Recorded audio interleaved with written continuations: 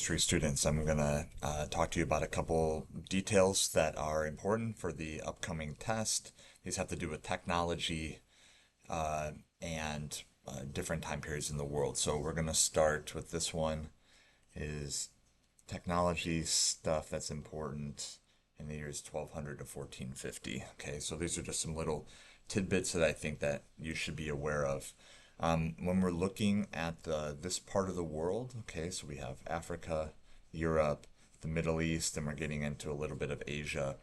During this time period, Europe, all right, is in what is the time period that commonly is known as the Dark Ages, all right.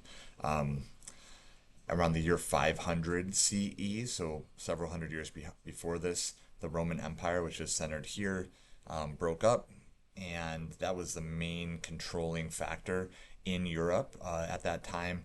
And like Europe just hadn't ever really recovered from that. There was not a really strong government that was sort of like keeping control of the people as a whole or having like a lot of organization. And so this time period in Europe is oftentimes referred to as the Dark Ages. A lot of the learning that happened in the Roman Empire, which kind of built upon the ancient Greeks as well, a lot of that was lost. So it's kind of interesting because there's, like, if you go to Europe right now, there is all these old buildings from that time period, huge concrete structures that are at this point thousands of years old in Europe during this time period, let's say like year 800 or 900, like people saw those buildings and they literally didn't even know like how they were built, or even some people didn't know where they came from.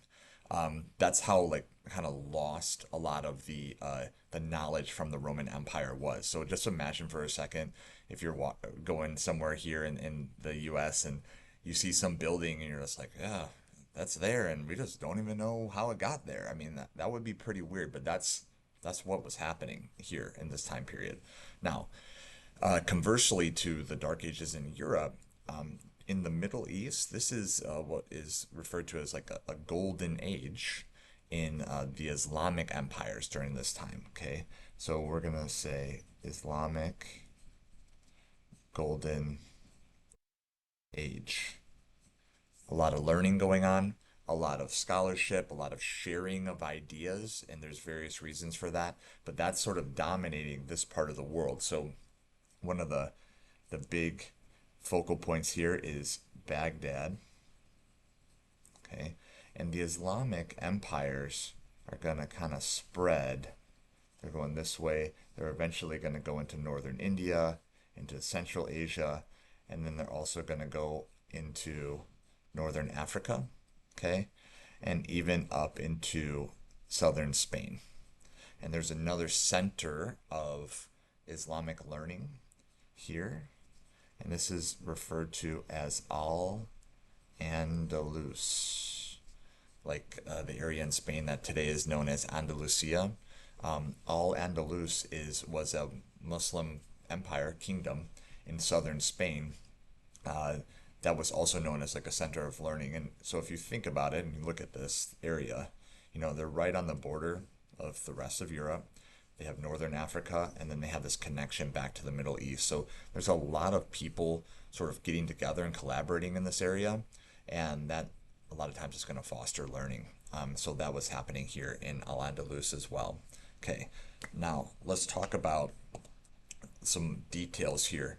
And so one of the uh, things that you learned about in your content terms was known as the Muslim translation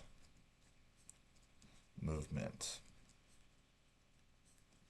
Okay, so I mentioned earlier uh, a lot of, I'm going to put this over here, many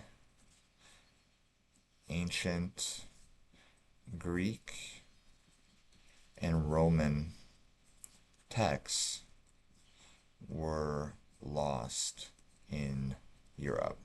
They just disappeared. Libraries were burned down. They weren't. They were in a state of disrepair.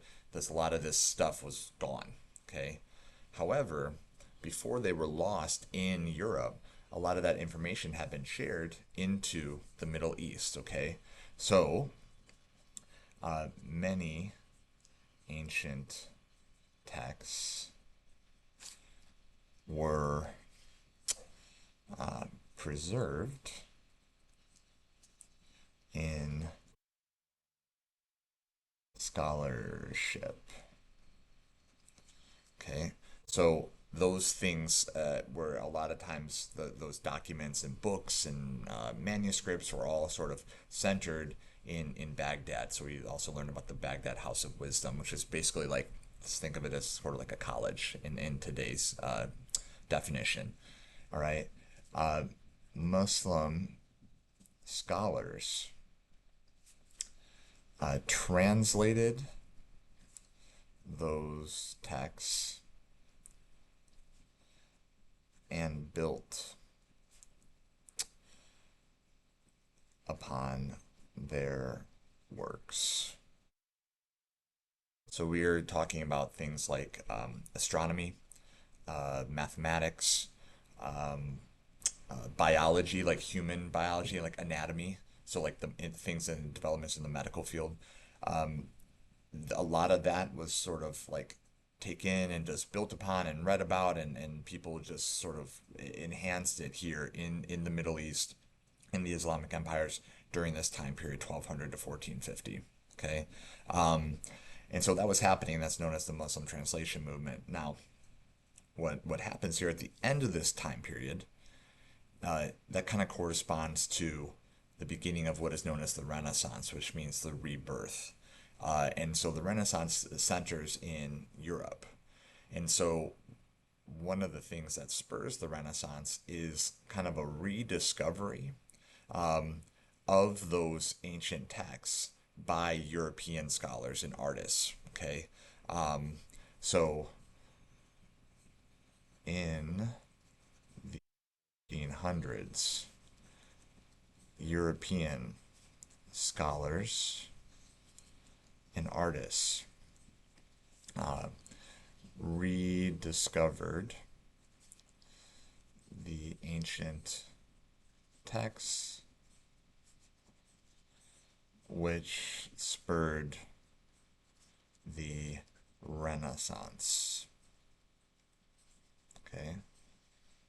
So, without the Islamic scholars kind of preserving that information, a lot of that stuff might have been lost. And so, one of the things that oftentimes is put into that category is something like the Pythagorean theorem, which was created by a guy named Pythagoras, um, ancient Greek, you know, very old, and a lot of that mathematics stuff was kind of built upon here and then kind of reshared back into Europe. So, kind of interesting how that all worked out. Now, a second thing that was happening during this time period that involves technology is happening in this area here. So, I'm going to get a different color. We have northern Africa, and then there's like central Africa down here. And in the middle, okay, is the Sahara Desert.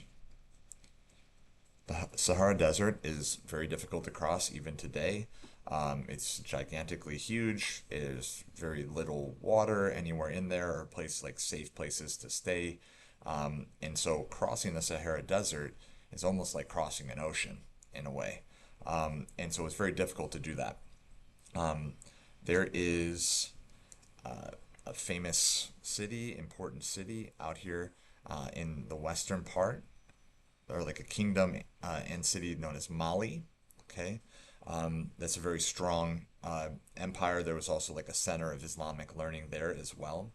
Um, and the trade routes that went across this area are known as the Trans-Saharan trade routes. Okay, so trans meaning across, so across the Sahara trade routes. Um, they were boosted in this time period by two innovations. All right, those two innovations were the caravan. So That is just a system of a bunch of people all traveling together. It helps with safety, and it also helps with like supporting each other to travel long distances. So that encourages long distance trade and gets more people shipping different kinds of products across farther distances. And then one of the other things that helps with that is the innovation of the camel saddle. Okay, horses really can't go across the Sahara Desert. Camels can physically, like biologically, they can go longer distances without water.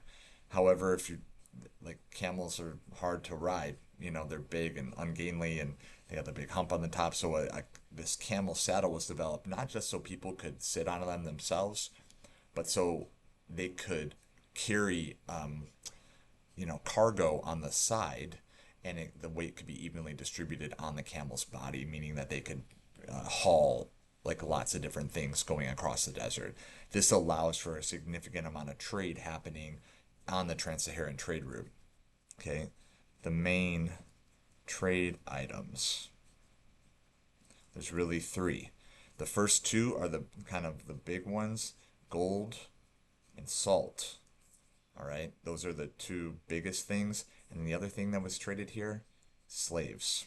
Okay, so there was a slave trade, a robust slave trade happening in this area during this time period too. And slavery, it's bad. It's been going on for thousands of years, like almost since the beginning of like human existence. So, and it just kind of has varying degrees of intensity, I guess you could say. So, gold, salt, and slaves are some of the main things that are being traded here across the Sahara Desert. A lot of times from West Africa over here into Egypt, and then that connects out to the rest of the Middle East, or going up north through North Africa into Al Andalus into Europe. So that's some info on some technology from 1200 to 1450.